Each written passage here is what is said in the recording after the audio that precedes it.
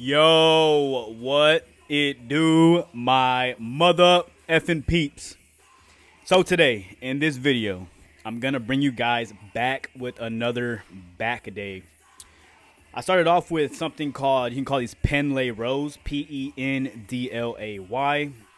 or bent over barbell rows. There's a lot of ways, or just two ways to call this exercise, but the proper way to execute this exercise is to go a little bit outside, shoulder width apart in terms of your hand placement. And again, whenever you're doing back day, you're going to follow through with the elbows. Utilize your hands as hooks. Don't focus too much on squeezing the bar, but utilize your lats and put all the tension and contraction into your back. This exercise is specifically created to develop upper back thickness. And this is why whenever you do execute this exercise properly, make sure or ensure that the barbell is, you're pulling towards your upper abdomen, your upper abs, to ensure you're getting a full range of motion. It's never about the weight. It's proper form over weight, like I tell everybody else. And I'm going to say in every single video until I get into your guys' heads that if I had a priority list, number one's always going to be form, and number two is weight. Reason for that being is you don't want to injure yourself, and it's going to hinder your results. And if you get hurt or anything like that, long-term progress, guess what happens? You're not going to be in the gym. You're not going to be able to progress towards anything. So take care of yourself. It's always going to be your form over the weight. But after the bent over barbell row, we tuned into some wide grip lat pull downs, pulling with the elbows, pulling down. You want to think about you're throwing your elbows or trying to pull your elbows into the ground. It's a misconception. A lot of guys want to go really wide when they're doing wide grip pull downs.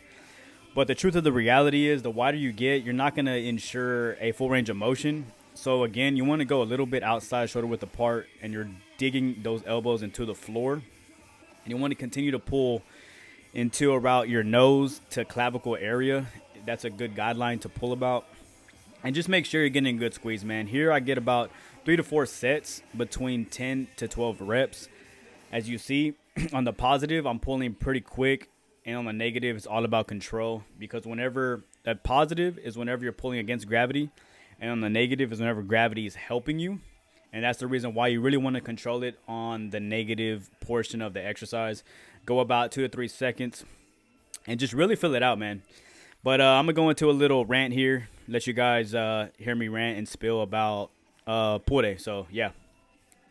Alright guys, I'm gonna try to talk loud, man, because of the copyright issues, but I was saying, so today we're targeting back, and one thing I want to advise you guys on doing, I'm about to do dumbbell rows.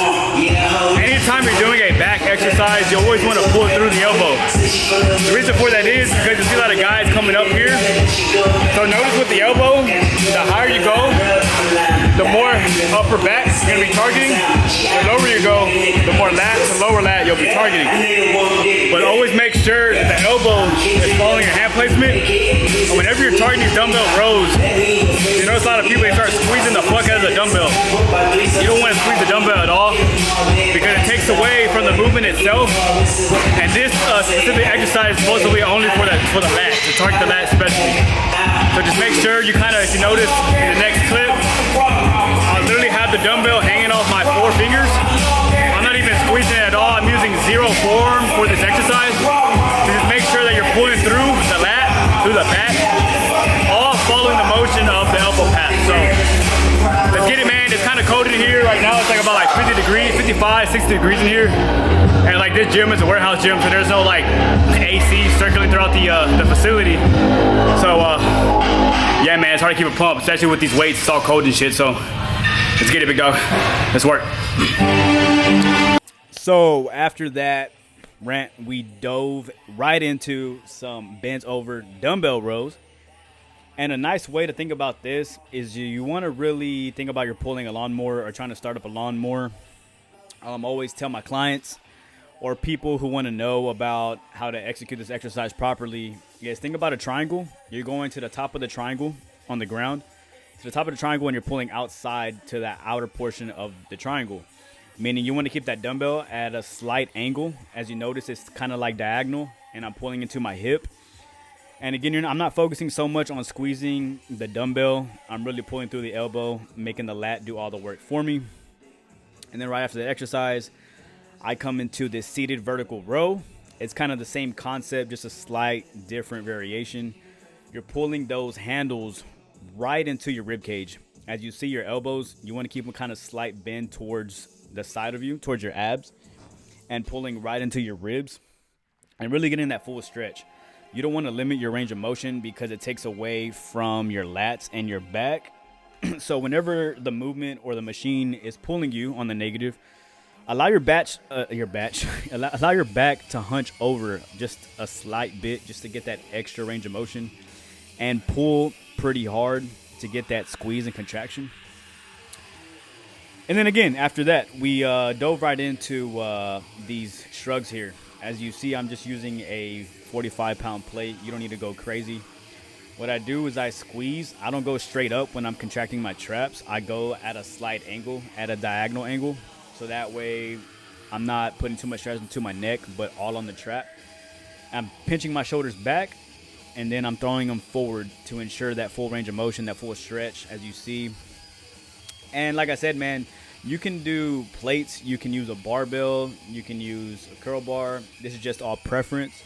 And if you're one of those guys that is barely getting into the gym, man, just try to feel different workouts, stick to them, stick to the fundamentals. Everybody wants secrets, but the reality is the fundamentals work. The boring shit works. Don't believe all this, whatever you see on social media, these fancy movements and going crazy. Stick to the fundamentals, stick to the bread and butter, execute on the exercise, do it for years. Do whatever you feel like your body adapts to best. And again, it's all preference.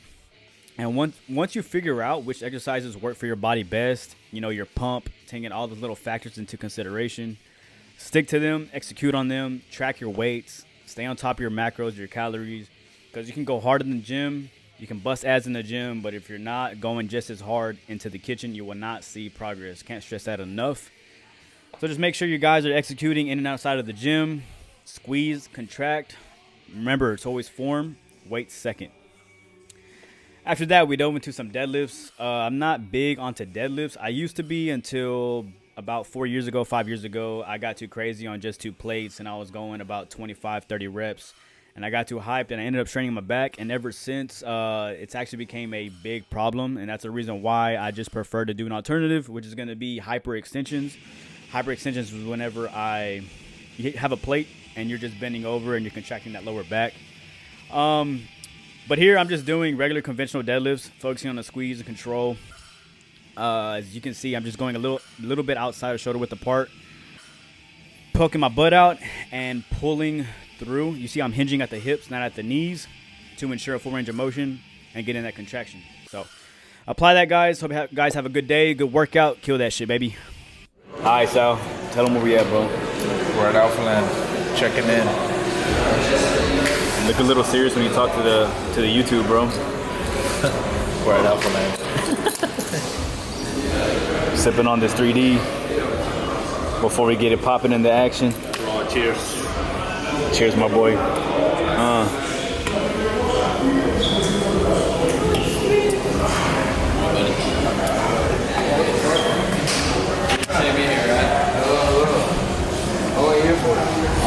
We're gonna hit some shoulders, tries, and buys. Arms.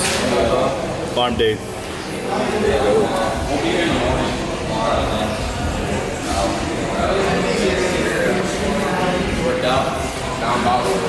Ready? We're finna get it. Let's get it.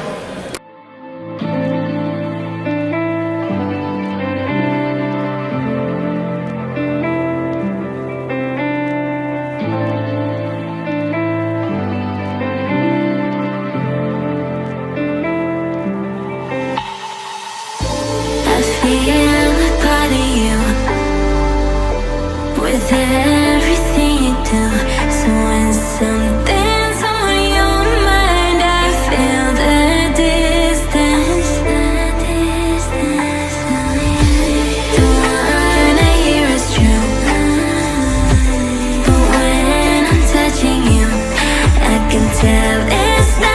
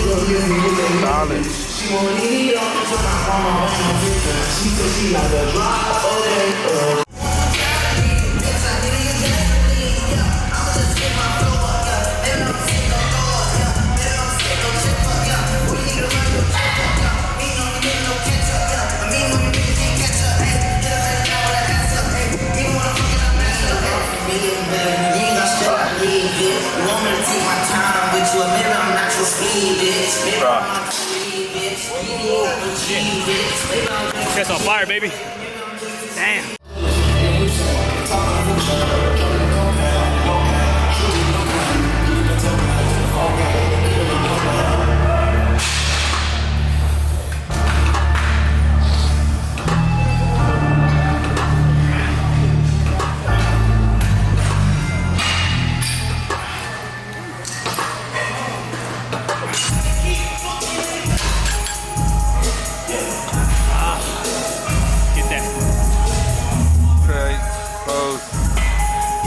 Shoulder, shoulder, baby. There you go.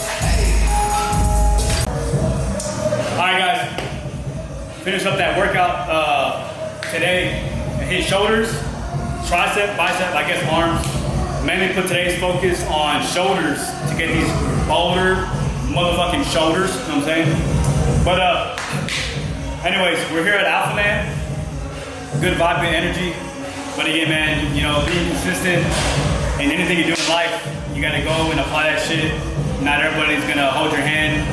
You're not gonna find secrets or top 5 workouts to grow any type of muscle group. Don't be fooled by social media. I'm always gonna keep it real, keep it raw, authentic on this channel. So just know, man, what you see on social media, that's just a highlight reel. It always will be. Don't ever compare yourself to what you see on the media. Put in that work, inspire somebody, even if it's one person. And if you're doing, and even if you're inspiring one person, man, you're doing the world a favor. You're doing a job. You got something done. That's amazing, bro.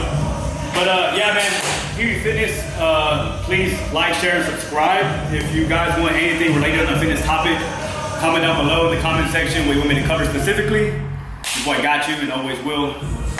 See you guys in the next one. Peace.